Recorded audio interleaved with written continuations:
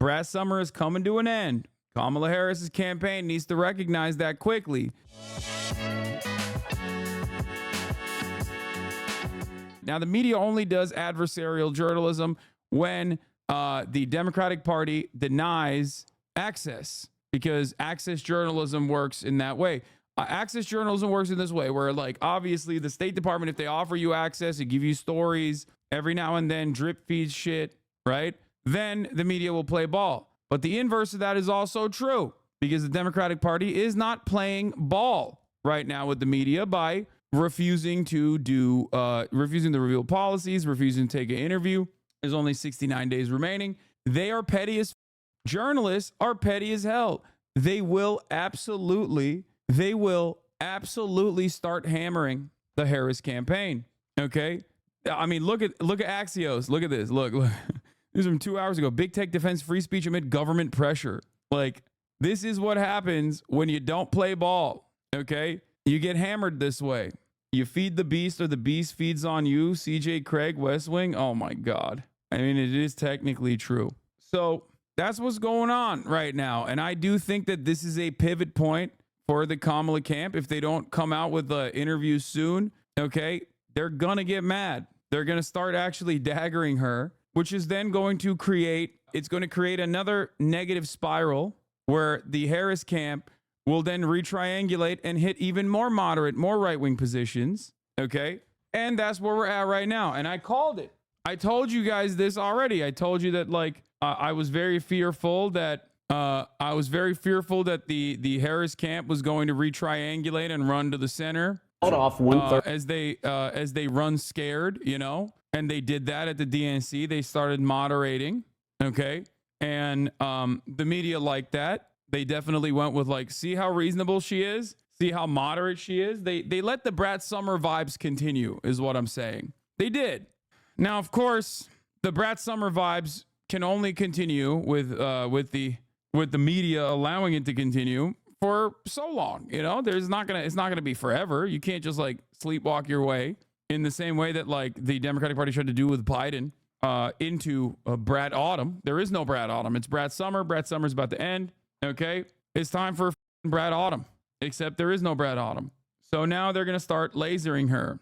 I don't even think I've seen your take on this. Why do you think Harris is avoiding interviews? I'm not really sure. Wait, what? Oh, she's avoiding interviews because I've talked about this already. She's avoiding interviews because, like, they're gonna be like, why'd you flip-flop on all this shit? And they think that they can, like, keep the momentum going on vibes alone for as long as they can. They're gonna be like, why haven't you released your policies?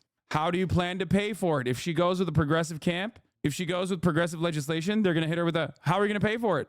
I know all of this because I've been in this game for quite a while. I know how the media operates. Okay. I think Kamala Harris is like, you know, undying fealty that she offered at the altar at the last night of the DNC to the American military industrial complex was a way to try to keep the media off her back a little bit. You know, the most important constituency being the corporations, those who benefit from the continuation of American imperialism. That wasn't for the voters. There is not really a voter out there in a swing state that's like, yeah, that's I'm gonna vote for Kamala Harris. I was leaning against Kamala Harris, but, like, because she's the NATO candidate, I'm gonna vote for her. Just like there wasn't one for Joe Biden, there isn't a guy like that for Kamala Harris either. Okay. But when they say stuff like that, they're saying that so that, you know, corporate-backed media doesn't start lasering her pretty aggressively and allows this momentum to continue. So I think that's what it is. Maybe she's holding off on press because she's so left that they're afraid of Kamala. What? That if she explains her policies because they're left, she'll lose votes. You can't be a 14-month subscriber in this community and unironically think that staying on message with, like, progressive policies and explaining to people that they're not radical at all is going to cause you to lose votes. Like, you're joking, I think. That is also additionally funny, thinking that, like, Kamala Harris is a secret communist. Like, the assumption that Kamala Harris is both a secret communist and also paired up with the assumption that, like, the media or rather people, like voters, despise, you know, feeding children is doubly silly. She's refusing to talk to them because they're not state-owned and she does not recognize private business. I agree. But I just wanted to say once again that Brat Summer is coming to an end. Kamala Harris's campaign needs to recognize that quickly. They cannot expect the media to keep playing ball with them if they don't give them any access. Okay? Called off 1/3 of this campaign, and members of the news media have let her. She's not answering questions about. We know her position. She's against fracking. She's against private health insurance. She's against gasoline cars. That's what she told us when she ran for president last time. She doesn't want to talk about those positions. That's why she's stalling it. And she should do an interview. I'm just politically saying, Brad, and you have to acknowledge that it hasn't been that bad to this point. And she will do one. It is coming. She'll show up at NPR or somewhere like that, but she's not going to take tough questions. She's going to show up on a network, and she's going to have a sit-down conversation. She has already said, her campaign has already said that that's going to happen. If you're waiting for the day, everybody else is waiting for the day. It's a month. She's actually on the ground. She's doing bus tours across the state of Georgia. She is talking to the voters. She's the last one in the room. Let's hear it. Yep, told you. They're going to start chirping. They're not just going to start chirping. They're going to start actually doing adversarial journalism on certain issues. Holy fuck, the copium is strong. What do you mean? LMFAO at journalists acting like political activists? What? Ms. Riz, you are aching for a ban today, okay? Scoop, Harris's campaign is beefing up their youth organizing strategy. It plans to invest in new digital ads on campus and social media, double its youth organizing staff around the country, and launch a college campus tour in battleground states. No mention of podcast live stream appearances, though. Yeah, I mean, I don't think Kamala herself should do the live stream appearances. I think a surrogate would probably be better. Weigel's tweet saying the media is going to push false info to get an interview was fun. No, they're not going to push false info. No, this isn't a false information. No, they're just going to start being critical. That's it. That's what's coming. Now, some won't. There will be some holdouts, okay? But like Axios is the first to go. They're obviously center right anyway, but it's coming. Please don't roast me. Can you elaborate on adversarial journalism?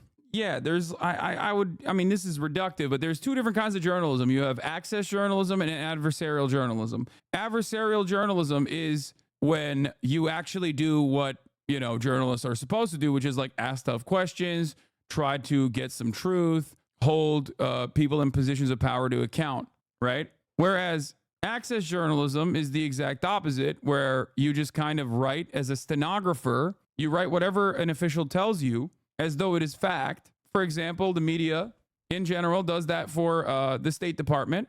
Kamala Harris is far left 37%, 15% say left, leans left 12%, leans right 2%, right, far right 8%, centrist 13%. I mean, this makes more sense. You have to remember, like, people's understanding of politics is like silly, right? Like, I think Kamala Harris is, you know, somewhere in the center, probably center right. And that is because, like, she has a bunch of policies that are, like, objectively more progressive than other Democrats or Democrats prior. But overall, I mean, she's literally a cop. She called herself the top cop. Like, all of that stuff is crazy. Like, she's genuinely running on being a cop. Like, these are all things that should mark her down as like a center right figurehead. But of course, Americans are so brain broken. They're like, she's far left. Some of those people, I think, say she's far left because she's a black woman, probably. You know, the 37% far left is more insane than the 8% far right. Yeah. Harris and Walls are doing CNN interviews 9 p.m. Thursday, just announced. Let's go, baby. We're back. Dana Fash is doing a Harris and Walls sit-in with CNN for exclusive first joint interviews since the campaign began. Do you think not doing interviews is a good strategy here? No, because the less she does interviews, the more the media is going to ramp up the pressure. She's doing one now anyway. She's doing one with Dana Fash. She's doing a double header alongside Tim Walz, which is a good choice. Harris and Walz to sit down with CNN for exclusive first joint interviews since the campaign began.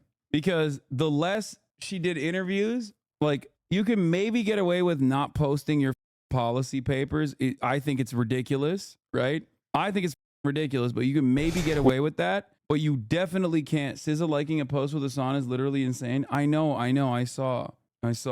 What things does she have to say in this interview, in your opinion? If she follows along the DNC speech, if she follows with the same like attitude that she had during the DNC speech, and it's not exactly like I don't know, something to be enthusiastic about, and she's just like signaling to these mythical moderate voters or some shit, and then she gets hammered on changing her policy positions on like immigration and whatnot, I think that is going to eat away at the popular momentum that she had. That's what I think.